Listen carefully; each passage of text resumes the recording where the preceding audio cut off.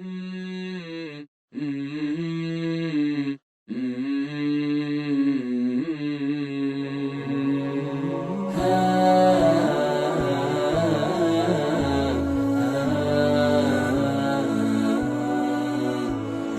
اللہ الرحمن الرحیم. زندگی سے لطف اٹھائیے. سبق نمبر 16. اللہ کی رضا کے لیے نیت درست کیجیے. میں بعض افراد کی صحبت میں کئی سال رہا اور ان کے برتاؤ اور عمل کرنے کے طریقوں پر غور کرتا رہا. مجھے نہیں یاد کہ میں نے انہیں کبھی رسمی طور پر بھی مسکراتے یا ہنستے ہوئے دیکھا ہو. میں سمجھا کہ یہ شاید ان کی فطرت کا حصہ ہے جسے بدلنے کی وہ طاقت نہیں رکھتے. لیکن میں نے ان افراد کو چند خاص موقعوں پر بعض خاص لوگوں سے، خاص طور پر مالدار لوگوں سے ہنس ہنس کر باتیں کرتے دیکھا.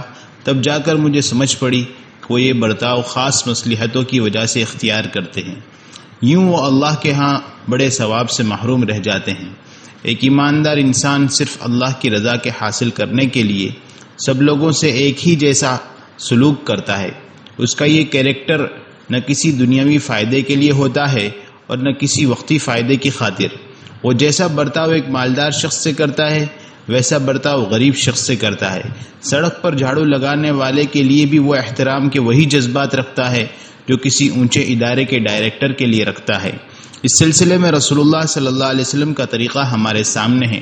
اسلام نے انسان ہونے کے ناطے تمام انسانوں کو ایک ہی جیسے حقوق کا حقدار ٹھہرایا ہے. دوسرے مذہبوں پر اسلام کی افضلیت کا ایک روشن پہلو یہ بھی ہے.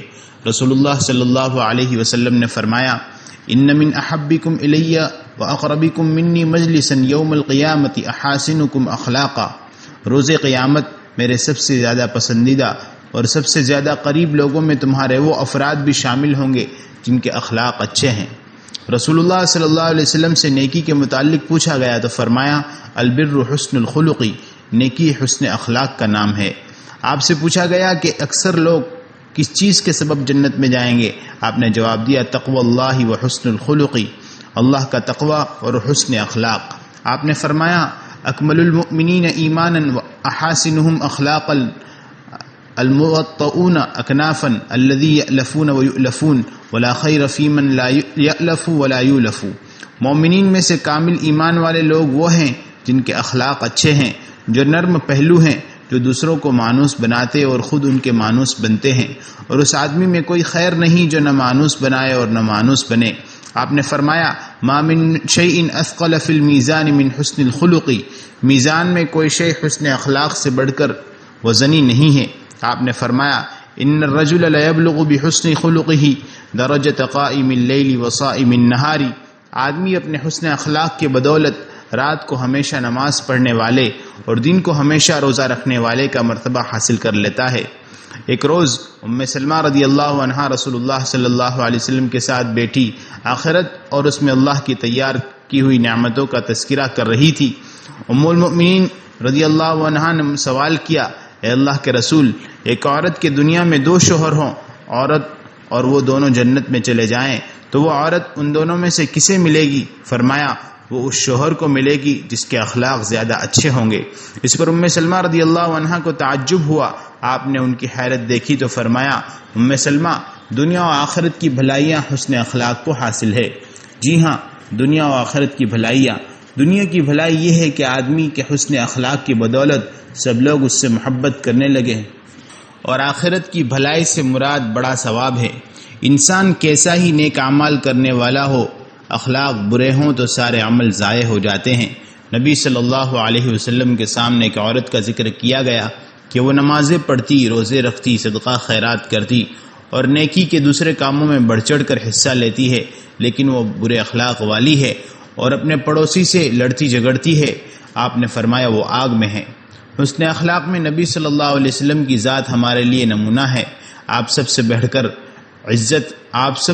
کر عزت والے بہادر تھے. آپ باپردہ کنواری عورت سے بھی زیادہ حیادار تھے. آپ صادق و امین تھے. ان اوصاف کی شہادت مومنوں سے پہلے کافروں نے اور نیک لوگوں سے پہلے فاسقوں نے دی. خدیجہ رضی اللہ عنہا نے جب کہ پہلی بار وحی نازل ہوئی اور انہوں نے آپ کی بدلتی حالت کو دیکھا تو دلاسا دیتے ہوئے کہا: واللہ، اللہ آپ کو کبھی رسوا نہیں کرے گا. کیوں؟ آپ رشتہ داری جوڑتے ہیں کمزور کا بوجھ اٹھاتے ہیں، غریب کو کما کر دیتے ہیں، مہمان کی مہمانی کرتے ہیں، زمانے کی مصیبتوں پر لوگوں کی مدد کرتے ہیں، سچ بولتے اور امانت ادا کرتے ہیں۔ اللہ تعالیٰ نے قرآن میں رسول اللہ صلی اللہ علیہ وسلم کی تعریف کی، جسے قیامت تک تلاوت کیا جاتا رہے گا۔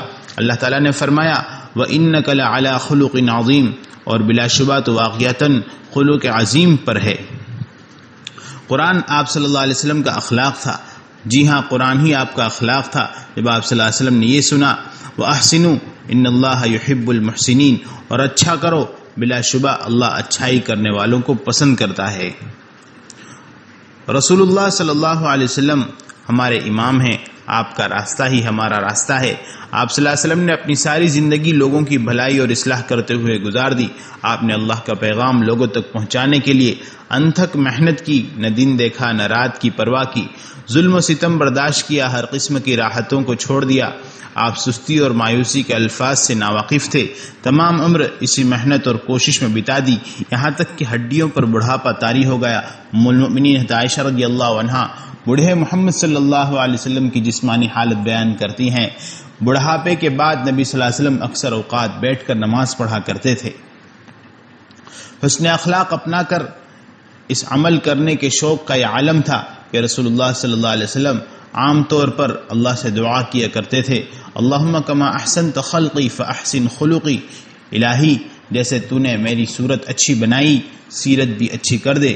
آپ یہ دعا بھی کیا کرتے تھے، اللہم اہدنی لاحسن الاخلاق لا یہدی لاحسنها الا انت واصرف عنی سیئها لا یصرف عنی سیئها الا انت، الہی مجھے بہترین اخلاق کی ہدایت دے، اس کی رہنمائی تو ہی کر سکتا ہے، اور مجھ سے بد اخلاقی کو دور کر دے، اس سے بھی مجھ سے تو ہی دور کر سکتا ہے۔ ضرورت اس بات کی ہے کہ ہم دعوت اسلام کی راہ میں رسول اللہ صلی اللہ علیہ وسلم کے اخلاق حسنہ کی پیروی کریں، تاکہ اسلام سے ناواقف افراد اس کی حقیقت جان کر اسلام کے دائرے میں داخل ہو جائیں۔